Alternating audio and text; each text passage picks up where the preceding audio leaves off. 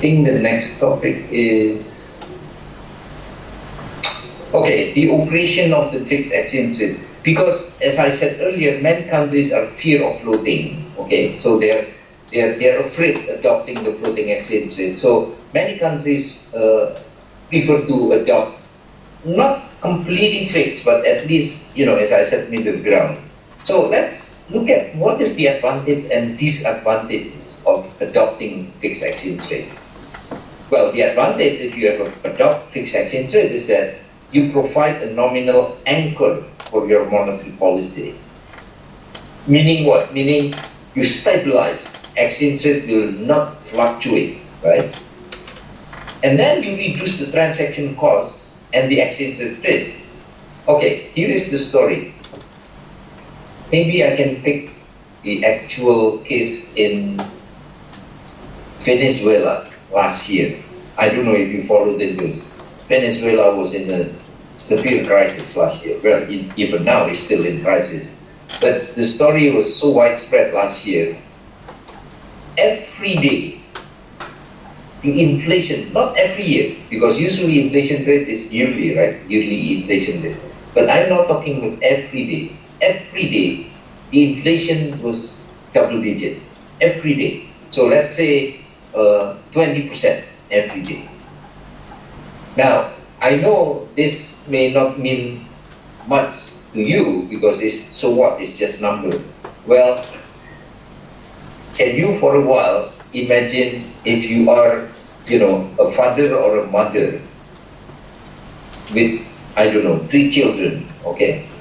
And one of them is still baby, and you need to feed the baby with, to provide milk and so forth.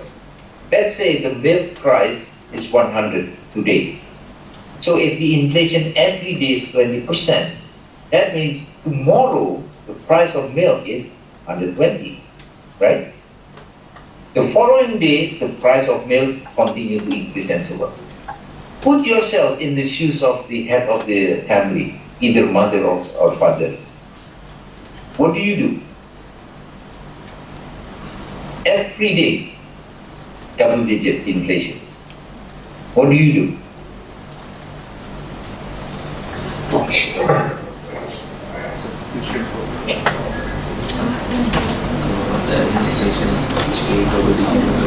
I know this is too much to ask you to imagine because none of you are father or mother. But just imagine, okay, when you have a family and you need to feed the members of your family, and yet the price of food, basic goods, increase 20% every day.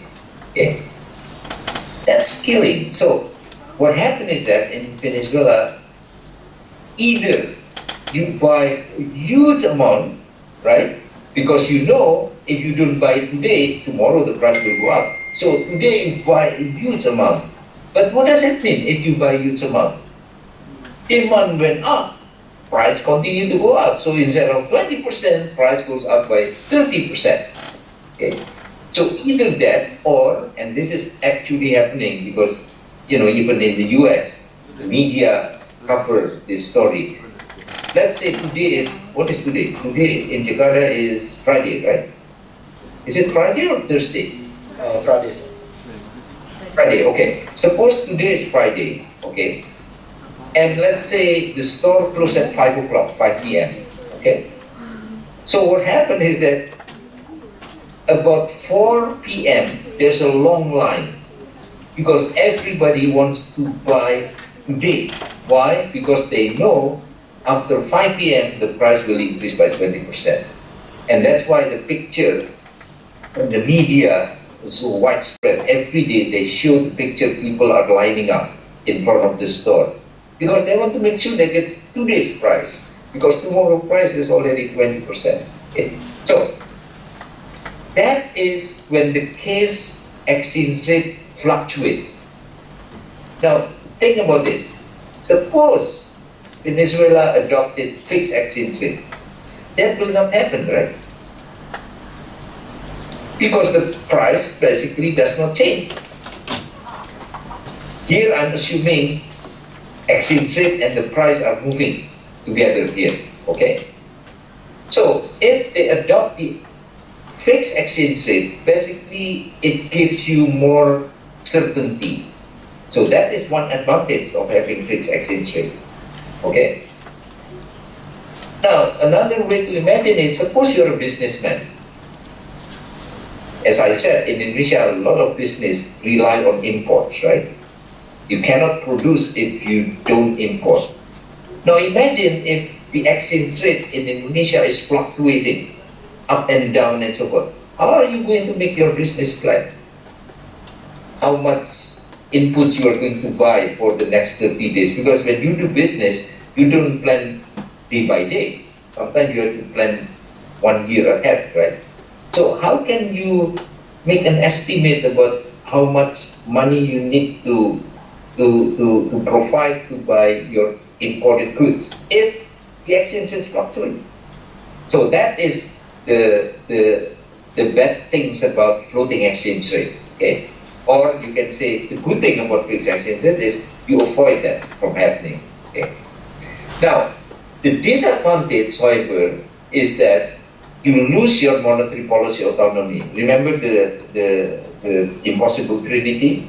Okay, so you lose your monetary autonomy if you adopt the fixed exchange rate. Why? Because you cannot move the interest rate whatsoever.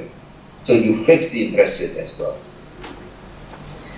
Another thing is that sometimes if exchange rate fluctuate, it has some good things about it. And that is, the exchange rate can function as the absorber.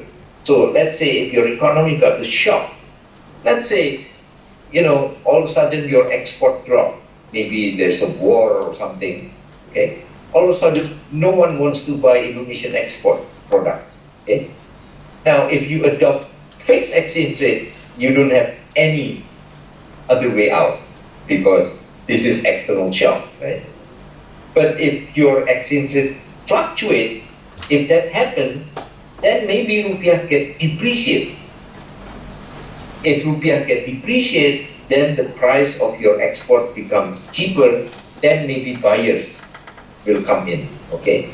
So that is a simple example how floating exchange rate can be beneficial because it can act as the shock absorber to external shock, okay?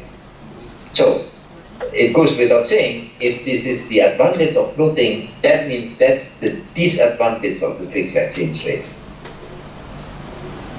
And then, of course, the danger of speculative attacks. Remember the story I was telling you earlier?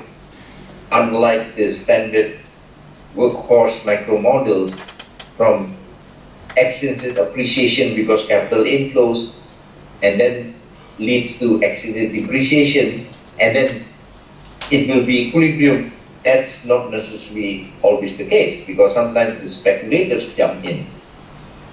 Okay, now the speculators love it very much if the countries adopt fixed exchange rate. Why? Because they know if they adopt the fixed exchange rate, eventually exchange rate collapse. So if today is fixed, then they know tomorrow it will be collapsed. You can imagine the benefit or the profit that they can get by pressuring rupiah to collapse. Essentially, that's the work of speculators, to put pressure on rupiah to depreciate further. So if that is the case, then they will get a lot of excess return, right? So there are plus and the minuses of fixed exchange rate as well as the floating exchange rate. So let me pass this. Okay, this is one example that you need to understand actually. So try to understand this one chart because this is almost like summarizing the macroeconomic mechanism of the exchange rate through the UIP. Okay. So this example is that suppose there is a 5%, there is an expectation of exchange rate to depreciate, and the probability is about 5% here. Okay, so this is half. So percentage 50% probability that exchange rate will be stable, but 50% probability that exchange rate will be devalued by 10%. So if you use the expected value, basically it's about 5%. So suppose that happens, what do? Well, two choices.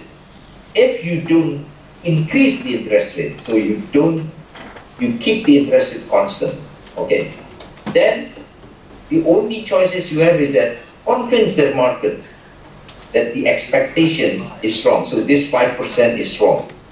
Now, how do you do that? I don't know. It all depends on the circumstances. Sometimes the minister persuade and make announcement in the media.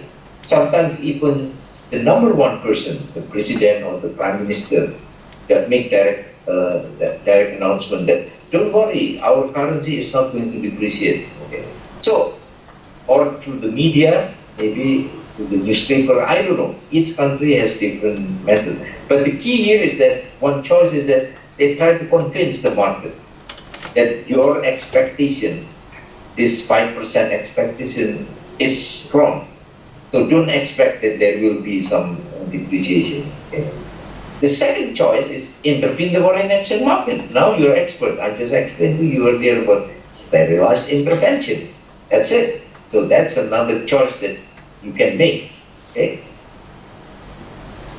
If you cannot do both, so you fail to do persuading the market and then you fail to do the intervention, maybe because your foreign reserve amount is very limited, then at the end you have to give up. And I give the red color here. Most often, that's what happened. And that is defined as a crisis. If you don't raise the interest rate. Now, let's look at the second possibility. What if you raise the interest rate because of the 5% expectation?